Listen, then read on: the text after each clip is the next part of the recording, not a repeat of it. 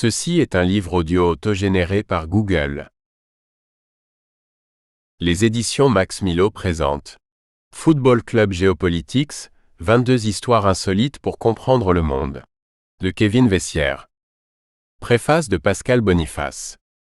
Pourquoi l'Espagne de Franco a-t-elle refusé de jouer contre l'URSS? Quels matchs ont dépassé l'enjeu sportif pour devenir une guerre géopolitique? Quelles confrontations sont impossibles entre certains pays, comme celle entre la Russie et l'Ukraine? À l'inverse, comment le football peut-il être un outil d'émancipation? Dans un style plaisant et précis, l'auteur nous raconte 22 histoires dans lesquelles le ballon rond s'est retrouvé au cœur des relations internationales. Pour ainsi nous montrer que la géopolitique n'est ni rébarbative, ni réservée aux diplomates chevronnés, et que le football peut dépasser le simple cadre du terrain. Kevin Vessière, 29 ans, est collaborateur parlementaire. Passionné de football et d'histoire, il a créé le Football Club Geopolitics, média qui vulgarise la géopolitique du football. La page rassemble aujourd'hui plus de 30 000 abonnés sur Twitter. Des notes sont disponibles sur les éditions numériques et papier du livre. Préface. Kevin Vessière a créé une page sur les réseaux sociaux, FC Geopolitics, qui a rapidement connu un grand succès et a attiré l'attention d'un public de plus en plus nombreux. Les raisons de cette réussite sont très simples. Allier le sérieux d'un travail de documentation avec un choix judicieux d'illustration. Les sujets qu'il aborde éveillent la curiosité, mais sont loin d'être anecdotiques. Ils permettent de déboucher sur une réflexion de fond, le tout sur un ton plaisant. Kevin Vessière aime étonner et nous emmener sur des chemins détournés. Il parvient à montrer que le football est un sujet très sérieux et que la géopolitique peut être plaisante. Les petites histoires sont au rendez-vous de la grande et il nous y emmène de façon attractive. Kevin Vessière nous rappelle l'époque où l'Espagne de Franco refusait de jouer contre l'URSS, ou la façon dont la Croatie a utilisé son équipe nationale pour obtenir une reconnaissance internationale. Plus près de nous, il évoque les matchs impossibles de l'équipe du Kosovo, ceux qui opposeraient Gibraltar et l'Espagne ou l'Arménie et l'Azerbaïdjan. Cela peut aller de ce qui peut paraître anecdotique a priori, Tuvalu, au plus lourd, le duel Qatar-Arabie Saoudite. C'est toujours précis et agréable. Au début des compétitions européennes de football, avant l'irruption de la télévision de masse et des réseaux sociaux, de nombreux adolescents apprenaient la géographie européenne, en lisant le résultat des championnats étrangers et des coupes européennes. Sans doute, d'ici quelques années, de nombreuses personnes diront qu'elles ont commencé à s'intéresser à la géopolitique par le biais des récits de Kevin Vessière, en cherchant à élargir leurs connaissances après avoir réalisé que non. La géopolitique n'est pas ennuyeuse et rébarbative, et qu'elle n'est pas réservée aux diplomates chevronnés et officiers d'état-major. Peu avant la Coupe du Monde 1998, j'avais proposé à 2 éditeurs, un universitaire, l'autre grand public, de faire un livre sur le thème du football et des relations internationales. Les 2 ne m'ont pas rionné, par politesse. Ils n'en pensaient pas moins. Avec courtoisie, ils m'ont fait comprendre, puisque j'avais pour passion coupable pour un universitaire, une chose comme le football qui relevait de la bagatelle, que je pouvais éventuellement faire un livre sur ce sujet. Mais il me poussait plutôt à faire un livre sur les relations internationales, puisque c'était mon métier et ma spécialité. Il ne voyait absolument aucun lien entre les deux, et me déconseillait amicalement de poursuivre cette chimère. Le football est désormais moins méprisé par les élites intellectuelles, et la géopolitique est largement réhabilitée. Associer football et géopolitique relève désormais d'une évidence. Kevin Vessière l'illustre avec talent. Il réussit à ouvrir la curiosité des passionnés de football à la géopolitique et démontre, à ceux qui s'intéressent aux questions géostratégiques, que le football peut en faire partie. Pascal Boniface. Introduction. En juin 2021 se tiendra la 16e édition de l'Euro, l'événement international majeur du football européen. Encore du foot, m'y direz-vous. Pourtant, cette compétition n'a pas qu'un simple intérêt sportif puisque, depuis sa création en 1960, l'euro n'a eu de cesse de faire tomber des barrières et d'apaiser les relations entre les nations européennes, déjà bien ébranlées à l'époque par les 2 guerres mondiales. Ce n'est pas un hasard si l'Union des associations européennes de football, UEFA, à l'origine de la création de ce tournoi estival, est née dans la même temporalité que la construction politique et économique européenne, avec la signature des traités de Rome en 1957. Il y avait là l'idée de réunifier le continent européen à travers le sport et de trouver un nouveau terrain, autre que le champ de bataille, sur lequel les nations pouvaient s'affronter.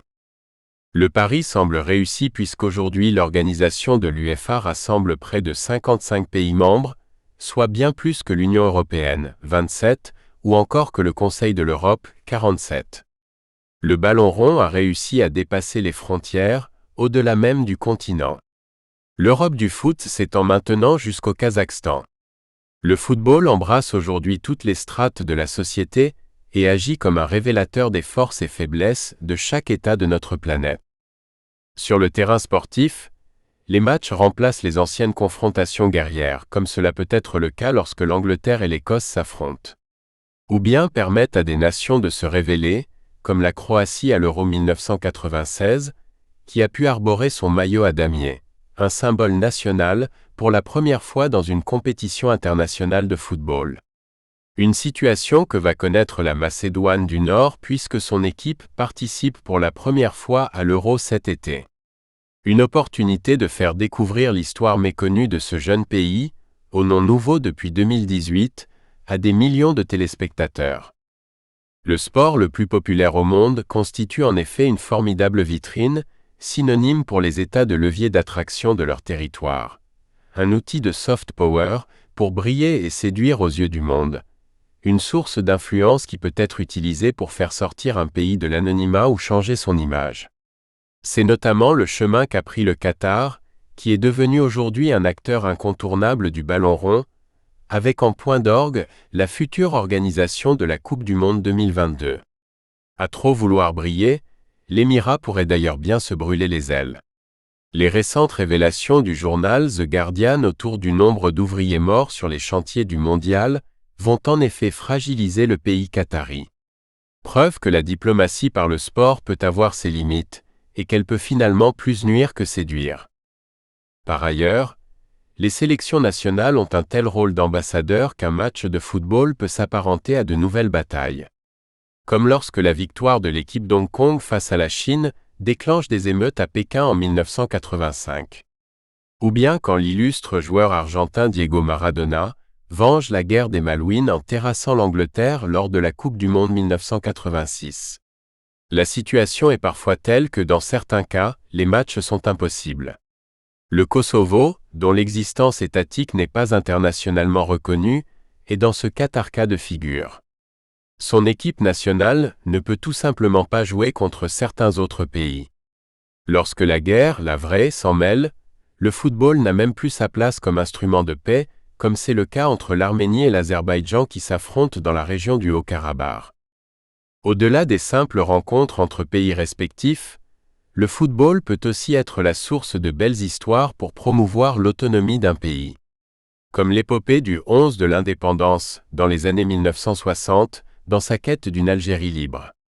Des pratiques qui se reproduisent aujourd'hui à travers l'exemple du Groenland, territoire danois gigantesque qui cherche une voie vers l'indépendance grâce au ballon rond. À des milliers de kilomètres de l'Arctique, l'île de Pâques utilise aussi le football pour qu'il œuvre à la reconnaissance de la culture de Rapa Nui. Preuve que ce sport peut permettre à des populations et à des régions d'accéder à une plus grande autonomie. Enfin, le football peut constituer un formidable lanceur d'alerte sur la question urgente du réchauffement climatique, et ainsi sauver ce qui peut l'être encore des îles Tuvalu en Océanie. Loin d'être exhaustif, ce livre invite les curieux, amateurs de football ou géographes en herbe, à parcourir le monde au travers d'histoires footballistiques et de grands moments sportifs, tout en aidant à comprendre des enjeux politiques, économiques et sociaux de notre planète. Le football, ce n'est pas qu'une simple histoire de ballon rond. Kevin Vessière. Première partie, L''Europe. Chapitre I. L'Euro de football, une histoire intimement liée à celle de l'Europe. Premièrement, l'Euro de football dans les pas de la construction européenne. Le championnat d'Europe de football des nations a vu le jour en même temps que les prémices de la construction économique et politique européenne. Cela n'est pas le fait du hasard, tant les décideurs des différents pays du continent cherchaient à l'époque à s'unir, et ainsi ne pas répéter les erreurs des précédentes guerres mondiales. D'une certaine manière, l'Euro de football aura permis de repousser les frontières. Le ballon rond transpercera le rideau de fer, et permettra aux nations des blocs de l'Ouest et de l'Est de se retrouver sur un autre terrain que celui de la guerre froide. L'Europe est le lieu de naissance du football. Le premier véritable club à avoir vu le jour a été fondé en Angleterre en 1857, dans la ville de Sheffield. C'est d'ailleurs sur le sol anglais que s'est disputé le premier match international de football de l'histoire, le 30 novembre 1872 face à l'Écosse. Le ballon rond s'est ensuite exporté sur tout le continent, et par-delà le monde, grâce aux commerçants, colons et représentants de l'Empire britannique. Le succès est tel que d'autres équipes vont voir le jour. Le premier match opposant deux sélections nationales non britanniques aura lieu à Vienne entre l'Autriche et la Hongrie le 12 octobre 1902. Face à l'internationalisation de cet English Game, les équipes d'outre-Manche commencent peu à peu à se refermer sur elles-mêmes, en se présentant comme les grands patrons de leur sport. Il faut dire que l'équipe d'Angleterre collectionne les succès lors de ses premières rencontres à l'extérieur, dont un sévère 15-0 contre la France en 1906. Du côté des autres pays européens, de nombreux clubs émergent et s'organisent pour contrer l'hégémonie britannique qui l'est à l'époque tant sportive que politique. Le sport, comme instrument d'apaisement des tensions internationales, a d'ailleurs le vent en poupe puisque les premiers Jeux olympiques modernes ont été créés en 1896 à l'initiative du Français Pierre de Coubertin. Le football suit le même chemin. Le 21 mai 1904 est fondée, à Paris, la Fédération internationale de football association, plus communément appelée aujourd'hui la FIFA. Les membres fondateurs sont européens, la Belgique, le Danemark, l'Espagne, la France, les Pays-Bas, la Suède et la Suisse. Les rencontres internationales se cantonnent alors à des matchs amicaux. Le tournoi de référence de l'époque reste celui des Jeux olympiques, au cours desquels la sélection des joueurs britanniques remporte les éditions de 1908 et de 1912. La Première Guerre mondiale, de 1914 à 1918, ébranle ensuite toute l'Europe, rebattant les cartes des puissances en présence. Sans compter le désastre humain auquel ce terrible conflit aboutit, avec plus de 20 millions de victimes. Le sport aurait pu être un des leviers de la construction d'une Europe apaisée à la sortie de la guerre, mais le traité de paix de Versailles, signé en 1919, montre bien que les nations victorieuses cherchaient avant tout à affaiblir encore plus les puissances concurrentes, plutôt que de rechercher un éventuel compromis. Ce décalage n'aide pas à la construction d'une Europe politique. Dans le même temps, de nouveaux acteurs viennent concurrencer les nations européennes à leur propre jeu. C'est déjà le cas au niveau omnisport, puisque les États-Unis s'installent à partir de 1920 en haut du tableau des médailles des différentes éditions des Jeux olympiques. Au niveau du ballon rond, de nouvelles nations s'invitent aussi. Le tournoi de football des Jeux olympiques est toujours la seule véritable compétition internationale de football. En 1920, l'Égypte est la première équipe non occidentale à disputer cette compétition, bientôt rejointe par l'Uruguay en 1924. C'est d'ailleurs ce dernier pays qui remporte le tournoi cette année-là face à la Suisse. La situation est pire pour l'Europe en 1928, puisqu'aucune équipe européenne n'est en finale. L'Uruguay l'emporte une nouvelle fois aux dépens de l'Argentine. Les nations britanniques et l'Europe n'ont donc plus le monopole du football. Surtout, la FIFA commence à réfléchir sérieusement à la création d'un tournoi international de grande ampleur, les deux dernières finales du tournoi olympique ayant rassemblé plus de 30 000 spectateurs. Dans cet objectif de développement, la FIFA autorise la participation de joueurs professionnels, car de nombreux pays européens ont déjà commencé à créer leur propre ligue. Cela ne plaît guère au Comité international olympique, CIO, qui souhaite préserver la valeur de l'amateurisme lors de ces Jeux. Ce désaccord va aboutir à la création de la première Coupe du monde de football en 1930. Le choix de l'organisateur se porte sur l'équipe en vogue du moment, l'Uruguay. Officiellement pour célébrer le centenaire du pays, officieusement parce que l'Uruguay accepte de payer les frais de participation des équipes et de construire un nouveau stade dédié à la finale de cette nouvelle compétition mondiale. Si la sélection uruguayenne remporte cette première édition, ce n'est pas le cas des suivantes, qui ont lieu en Europe, en 1934 en Italie et en 1938 en France. L'engouement pour le football, dans ces années-là, n'est d'ailleurs pas mis à profit pour rapprocher les nations. Comme en témoigne à l'époque l'organisation de la Coupe du Monde 1934 dans l'Italie de Mussolini, ou bien des Jeux Olympiques de 1936 en Allemagne nazie, le sport est utilisé pour légitimer les régimes dictatoriaux des pays hôtes. Pourtant, l'idée de créer une compétition européenne est bien présente puisque, dès 1927, Henri Delaunay, secrétaire général de la Fédération française de football, pousse à l'organisation d'un tournoi international sur le continent européen. La création de la Coupe du Monde sonne le glas de ce projet. Il faut attendre la fin de la Seconde Guerre mondiale pour que l'idée ressurgisse, avec cette fois, la ferme intention de rapprocher les peuples grâce au sport et de ne pas commettre les mêmes erreurs que par le passé. À la sortie de la guerre, alors que les pères de l'Europe, Jean Monnet, Robert Schuman, Paul-Henri Spaak, s'attellent à la construction économique et politique européenne, trois autres hommes vont, eux, élaborer l'union sportive du continent. L'Italien Ottorino Barassi, le Belge José Craé et le Français Henri Delaunay. Il faut dire que les choses bougent depuis 1953, puisque la FIFA a levé l'interdiction de créer des fédérations continentales. Une décision prise suite aux pressions des pays européens face à l'influence grandissante des nations sud-américaines. La première Coupe du Monde d'après-guerre, en 1950, s'achève sur la victoire de l'Uruguay face au Brésil. Par ailleurs, le football s'internationalise et le poids des Européens sur les décisions de la FIFA commence à fondre. Ces deux tendances, à savoir contrer le leadership de l'Amérique du Sud dans le football, ainsi que renforcer la logique de rapprochement des peuples, avec notamment la création du Conseil de l'Europe en 1949 et de la Communauté européenne du charbon et de l'acier, CECA, en 1952, font germer l'idée de la création d'une organisation européenne du football. C'est chose faite le 15 juin 1954. L'Union des associations européennes de football, UEFA, est créée dans la ville suisse de Bâle. Une fédération qui dépasse le simple cadre politique puisque 25 délégués y prennent part, représentant 30 fédérations de football, dont des fédérations issues du bloc de l'Est. Rappelons que depuis la fin de la Seconde Guerre mondiale, l'Europe est divisée en deux par un rideau de fer. Cette expression symbolise la frontière politique divisant le continent européen en deux zones distinctes. Un bloc de l'Ouest composé d'États européens tournés vers les États-Unis, et un bloc de l'Est composé d'États européens placés sous influence de l'URSS. Le football est l'un des rares moyens qui permettent d'estomper quelque peu cette frontière politique.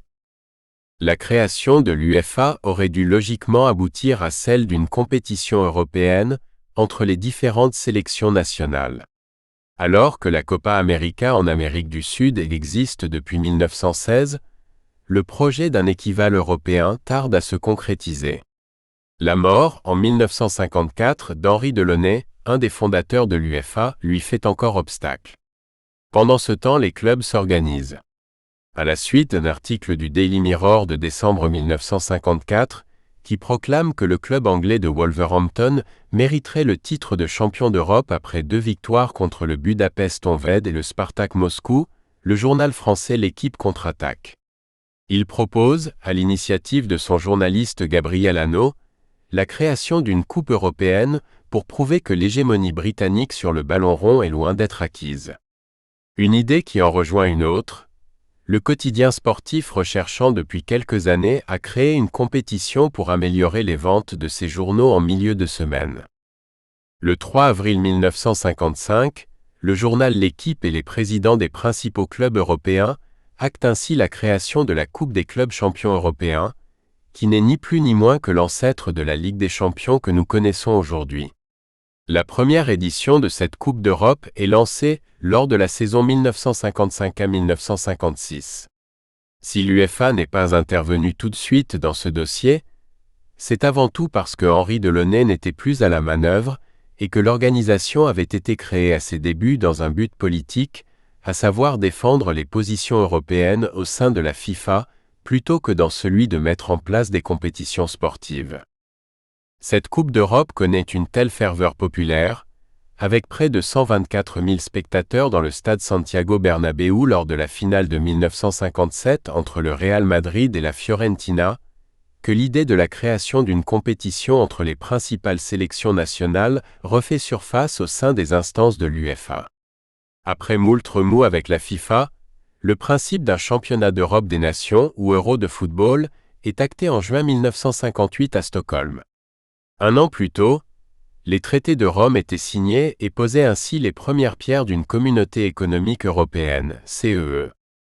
Reste une tâche hasardeuse, celle de convaincre les fédérations nationales de participer à ce futur euro, qui doit se dérouler entre 1958 et 1960. Pierre Delaunay, fils d'Henri, entame alors une tournée pour convaincre 17 fédérations nationales de participer à cette première compétition. Comme pour la Coupe d'Europe des clubs, ce tournoi sportif rassemble des pays au-delà du rideau de fer, car même l'URSS donne son accord. Le tout premier match de ce championnat a lieu le 28 septembre 1958. L'URSS rencontre la Hongrie dans le stade central Lénine à Moscou, où plus de 100 000 personnes viennent assister au match. D'autres matchs permettent à des nations des différents blocs de se rencontrer. Comme le 5 avril 1959, où la République d'Irlande, nation de l'Ouest, rencontre la Tchécoslovaquie, nation de l'Est. Au fil des années, l'euro continue de grandir et d'abattre les frontières.